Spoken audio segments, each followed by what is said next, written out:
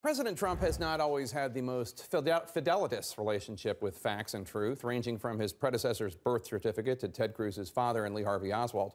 Over the weekend, we saw the Trump administration mobilize its fact asphyxiators over an issue of dubious importance, the size of the inauguration crowd. It's something on which his press secretary doubled down today. Now, it turns out that this is standard operating procedure for Mr. Trump about numbers. The question now being, will White House officials be more willing to give him hard truths than did producers and editors of The Apprentice? During his first weekend as president, Donald Trump and his team were fixated on an issue of no consequence to most voters. We had a massive field of people. You saw that. Packed. How big the crowds were at his inauguration. I looked out. The field was, it looked like 1.5 million people. They showed a field where there were practically nobody standing there. On Saturday, the president sent his press secretary Sean Spicer to the White House briefing room to make several patently false claims to the public. This was the first time in our nation's history that floor coverings have been used to protect the grass in the mall. That had the effect of highlighting any areas where people were not standing. Wrong. Ground coverings were used on the mall as recently as 2013.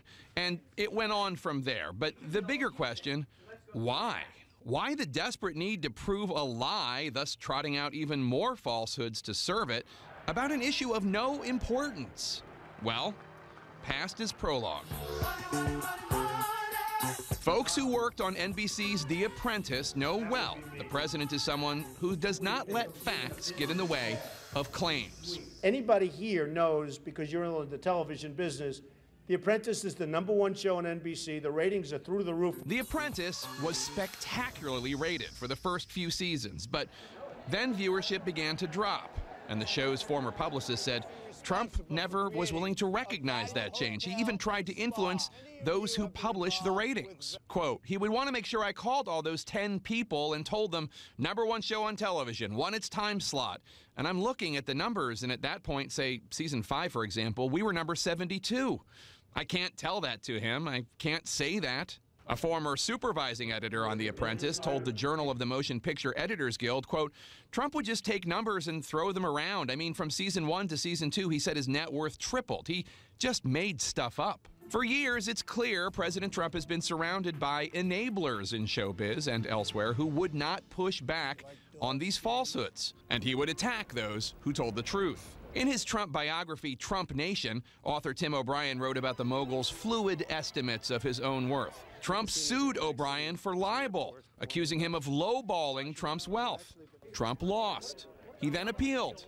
He lost again. He is very conscious and shrewd about the image he presents to the American people and to American viewers, which is the notion that he is America's most famous rich guy. He's a can-do businessman. He's an adept deal maker. And when you dig into the track record on any of these things, it turns out the emperor really has no clothes. So the big question for us, what happens when the facts are more consequential than crowd estimates? Will our president be truthful about the size of a terrorist cell, the number of troops in harm's way, or the strength of our economy? Will his enablers serve his ego or the nation?